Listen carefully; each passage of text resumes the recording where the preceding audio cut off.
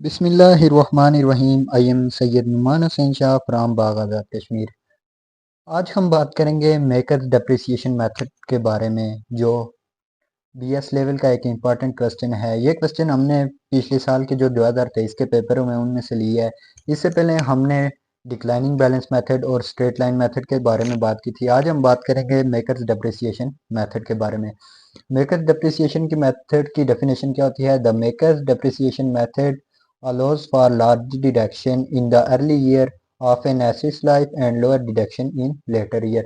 Maker depreciation जो method होता है, इसमें आपके पास ना कोई रेट गिवन दिया होता है और ना स्क्रैप वैल्यू की मदद से निकालते हैं। इसमें उन्होंने बाकायदा जिस रेट से हमने निकालनी होती है डेप्रिसिएशन, उसका एक टेबल दिया होता है। टेबल जैसे मैंने लिया हुआ मेकर्स का टेबल, ईयर्स हैं 1, 2, 3, इस तरह 3 ईयर्स की प्रॉपर्टी है जो तीसरे साल है, 5 ईयर, 7th ईयर और 10th ईयर।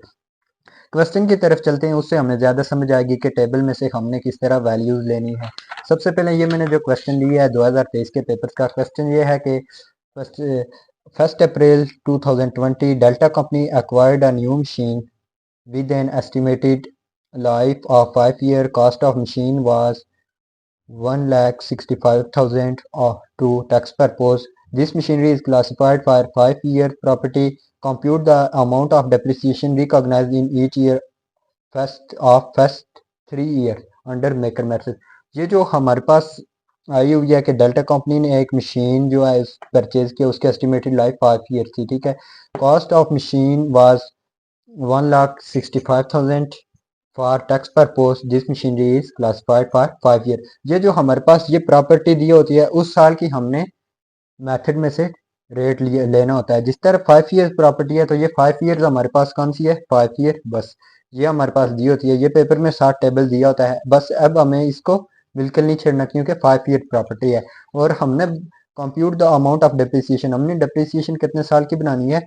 फर्स्ट 3 ईयर की। फर्स्ट 3 ईयर मतलब 1, 2, 1, 3, ये यहाँ तक हमने बनानी है। चलते हैं क्वेश्चन की तरफ।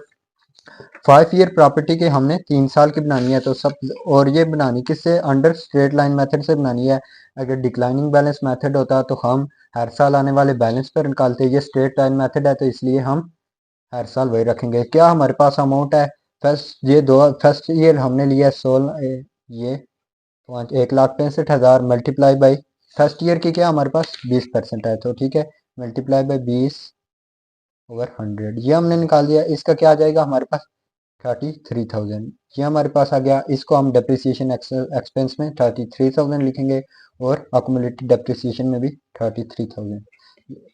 और यहाँ पे क्या आ जाएगा? 1,65,000 माइनस 33,000। ये हमने 33,000 लिखा, तो हमारे पास क्या आ जाएगा?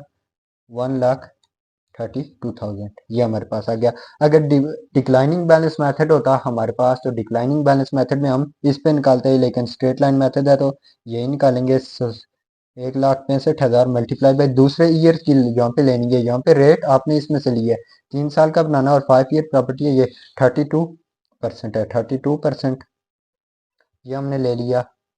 यहाँ पे क्या आ जाएगा? 52,800। ये हमारे पास आ गया। डेप्रिसिएशन एक्सपेंस भी सेम यही होंगे, 52,800। और यहाँ पे अकुमुलेटेड डेप्रिसिएशन प्लस हो जाएगी पहले वाले में, प्लस 52,800। ये हमारे प्लस प्लस की तो 85,800 आ गया। अब यहाँ पे क्या करना है? 132,000 से माइनस करना है कितना? 52,800, 52,800। ये हमने माइनस किया, तो हमारे पास आ जाएगा 7,9,200। ठीक है। उसके बाद तीसरे ईयर की है, तो सेम यही रहेगी, क्योंकि स्ट्रेट लाइन मेथड है ये। तो यहाँ पे तीसरे ईयर की हमने लेनी है। तीसरे ईयर में क्या आ जाती है? 19.20। ये हमने 19.20 लिखा, डिवाइडेड बाई 100, और क्या आ जाएगा हमारे पास? 31,680। ये हमारे पास आ गई कंप्यूटेशन में। तो यहाँ पे भी क्या आ जाएगा हमारे पास? Depreciation expenses 31,680। यहाँ पे अकोमुलेटेड क्या हो जाएगा? 85,800 में ये प्लस आ जाएगा 31,680। ये प्लस आ गया, तो 1,17,480। ठीक है, ये आ गया हमारे पास। तो यहाँ पे क्या आ जाएगा? 7,920 माइनस 31,680। ये हमने माइनस किया, तो क्या आ गया? 47,520। 520 ये आ गया हमारे पास।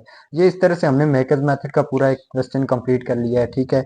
यहाँ पे हमारे पास 3 ईयर्स थी, अगर 4th या 5th ईयर हूँ तो उन तक चले जाएंगे। यहाँ पे 4th ईयर 5th ईयर तक ये आगे कंटिन्यू रहता है टेबल, लेकिन ज्यादातर पेपर में 3 या 5 ईयर ही पूछते हैं, तो इसलिए मैंने 5 ईयर्स तक टेबल लिया है। अगर ज्यादा पूछ ली जाए तो वहां पे टेबल की अमाउंट भी ज्यादा दी होंगी, और जिस ईयर्स की प्रॉपर्टी दी होती है, जैसे 5 ईयर्स प्रॉपर्टी दी हुई है, तो उस ईयर अगर 7 ईयर प्रॉपर्टी होती तो 7 ईयर्स की लेते। इस तरह से हमने 10th ईयर की भी लेनी थी, 3 ईयर्स की भी लेनी थी, अगर जिस ईयर की प्रॉपर्टी हो उस ईयर्स की लेते हैं। मिलते हैं नेक्स्ट वीडियो में, तब तक के लिए अल्लाह हाफिज।